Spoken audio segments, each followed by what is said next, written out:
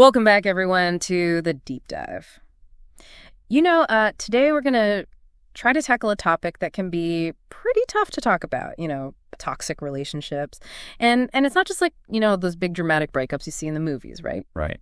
It can be so much more subtle than that. It can be with anyone, really, right? Like friends who just drain you, family members who make you feel small, even coworkers you dread running into at the office. Yeah. And it's like the way it creeps up on you. Yeah. You might not even realize how bad it's gotten until you've stepped back. You can see the whole picture. Exactly. And that's what we really want to explore in this deep dive today, right? To really dissect what toxic relationships look like in all their different forms. I mean, we've got to find those red flags, the subtle ones that we might miss. We got to understand why it's so hard to just walk away and hear stories about what it's like to actually break free and start to heal. This one's for you if you're dealing with a difficult relationship right now. Or maybe trying to make sense of one from your past, even if you're supporting someone else who's going through it. Yeah, it's all about gaining clarity, seeing these relationships for what they really are, right? Mm-hmm. So let's get into it. First things first, what actually makes a relationship toxic? It's not just disagreeing with your partner or a friend having a bad day. Yeah, right? Those little things, those imperfections are normal in any relationship. Exactly. What sets a toxic relationship apart is the pattern. It's that cycle of control, where one person is always trying to dictate how the other person thinks or feels or acts, or manipulation, where they're using emotional tactics to get what they want. And there's this underlying lack of respect. Okay, so how does all that negativity actually affect someone, What's it feel like to be in a toxic relationship? You often feel emotionally unsafe. Yeah. You're always kind of waiting for the other shoe to drop. Yeah. You brace yourself for criticism, always on edge, anticipating conflict, feeling just completely wiped out after spending time with this person. Mm-hmm. It's like they drain your energy. It's that feeling of walking on eggshells, right? Like you can't be yourself. You can't be open. Totally. You can't really be honest, can you? Right. It creates this environment where you just don't feel safe being yourself. Right. And over time, that takes a toll on you. You start to believe the negative things they say. Whether it's direct or not, it chips away at your self-worth. We often think of toxic behavior as these huge blow-ups, lots of drama. But you're saying it can be much more subtle, almost invisible. Right. So can you give us some examples of these quieter forms of toxicity? Oh, there's so many ways it can show up. Like even silence can be a weapon, right? Yeah. It can be used to punish, to control, to just create distance and anxiety. And then there are the guilt trips, subtly making you feel responsible for their emotions or making you feel like you have to give in to make them happy. Oh, yeah. And then there are those backhanded compliments, where it sounds like praise, but it's really a dig. It leaves you feeling confused and questioning yourself. Mm-hmm. And of course, the emotional games, they keep you off balance, make you doubt yourself. Yeah, it sounds like it's death by 1,000 cuts. Not one big blow, but all these little things that just wear you down over time. That's a really good way to put it. And because it happens gradually, it can become your normal. You don't even realize how much it's affecting you until you step away. So how can we spot these patterns? What are the red flags that tell us something's not right? Well, think about how you feel after you spend time with certain people. Do you consistently feel worse, more deflated, less confident? That's a major red flag right there. Like your body's trying to tell you something's off. Right, like your gut feeling is screaming at you. Exactly. And what else? What other signs should we be looking for? A big one is having your feelings dismissed. If you try to express how you feel and they tell you you're too sensitive or they just brush it off, that's a huge red flag. Mm-hmm. It's a way of avoiding responsibility and making you question your own reality. It's like they're invalidating your experience, your emotions. Exactly. What else? Isolation, being isolated from your support network. That's another big one. Toxic people try to control who you spend time with. They want to be the center of your world. And that makes it so much harder to leave because you feel like you have no one else. It's like they're strategically cutting you off from anyone who could help you see things clearly. Right. And then there's the control. Trying to control what you wear, what you do, how you spend your time. It can be really subtle, like constantly giving unsolicited advice, or it can be more overt. Oh, I know that one. And then there's conditional love, where you only get affection and approval if you do what they want. It's like you're constantly walking on eggshells trying to earn their love. It's exhausting. Oh, yeah. Constantly trying to please them. Yeah, and never knowing what the rules are. And we mentioned gaslighting before, right? That's a huge red flag where they make you doubt your own memories and perceptions. It's messed up. Oh, yeah. It's a way of making you dependent on them for your sense of reality. And then there's the constant blame shifting. You're always the problem. It's never them. Right. They're never accountable. It's a way of avoiding responsibility. Yeah. And it leaves you feeling like you're always wrong, always at fault. So with all this in mind, all these red flags, it's no wonder that people in toxic relationships feel confused and disoriented. Absolutely. Their words and actions don't match up. They manipulate your emotions. It's all designed to keep you off balance and questioning yourself. But naming those behaviors, identifying those red flags, that's the first step to breaking free. Okay, so let's say someone listening recognizes these signs, They realize they're in a toxic relationship.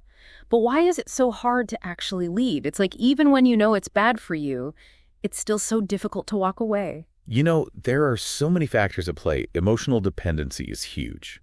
You might have a long history together, you have shared experiences, maybe even trauma bonding. Trauma bonding, what's that? Trauma bonding is a kind of unhealthy attachment that happens in relationships with a cycle of abuse.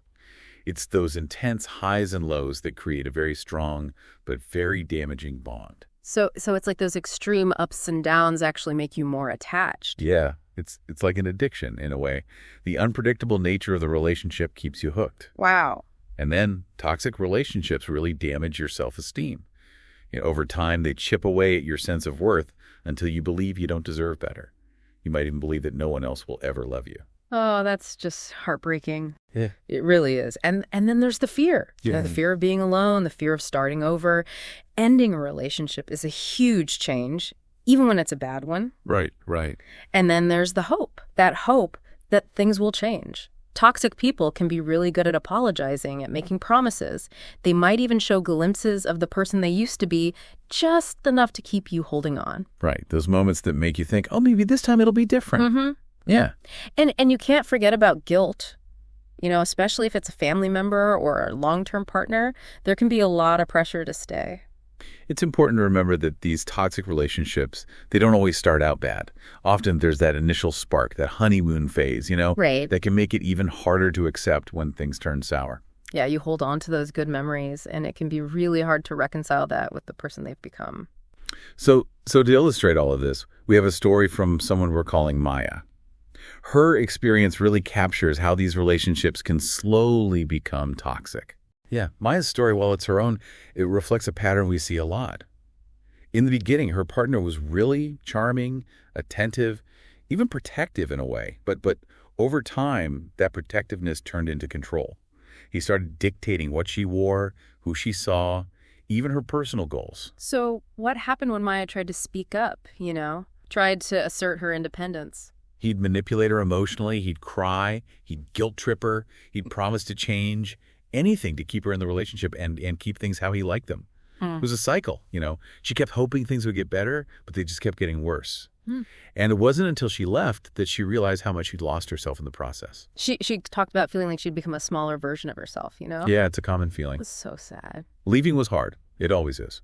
But Maya started going to therapy. She started journaling. She gave herself time and space to heal.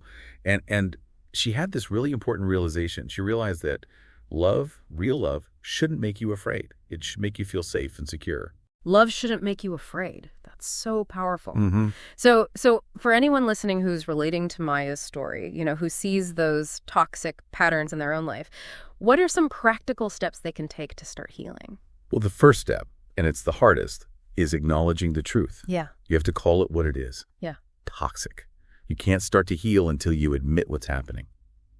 And then reach out for support. Don't isolate yourself. Talk to friends, family, a therapist. Join a support group. You are not alone in this. That isolation, that silence, it's part of the toxic dynamic, right? So breaking that silence is an act of self-care in itself. Right. And then you have to set boundaries. Even if you can't completely cut this person out of your life right now, you can limit contact, choose what you'll talk about, create some distance to protect yourself. And then comes rebuilding yourself, Exactly. right? You've got to rediscover who you are outside of that relationship. Yes, toxic relationships make you lose yourself. Yeah. You forget your passions, your values. You have to intentionally reconnect with those things. Yeah. Do things that bring you joy, that give you a sense of purpose. It's about reclaiming those parts of yourself that got lost, right? Absolutely. And finally, forgive yourself. Forgive yourself for not seeing it sooner, for believing the lies, for anything you might feel guilty about. You did the best you could with what you knew at the time. That self-forgiveness is so important. So as we shift gears a little bit, we've talked about all the bad. What does a healthy relationship look like? What should we be striving for? It's like night and day, Instead of that constant chaos and confusion, there's consistency. There's reliability. You feel safe. Instead of control and power struggles, there's open communication. Both people feel heard and respected. It's like the whole vibe is different, right? Absolutely. There's genuine respect for each other's boundaries, feelings, and opinions. And this is key. They support each other's growth. They're not threatened by each other's success. They celebrate it.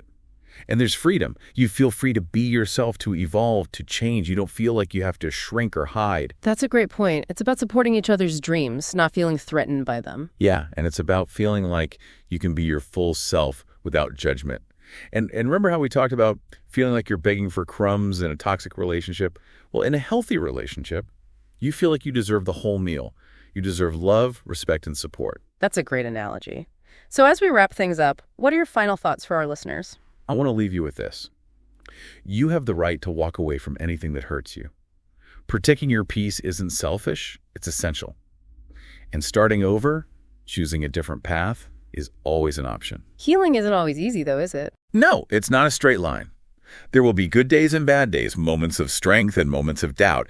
Yeah. But every step you take, even the small ones, is progress. And if you've been in a toxic relationship, please remember this. You are not broken. You're a survivor. You are strong. So in the end, it's all about prioritizing yourself, right? Yeah. Choose peace, choose your truth, and most importantly, choose yourself.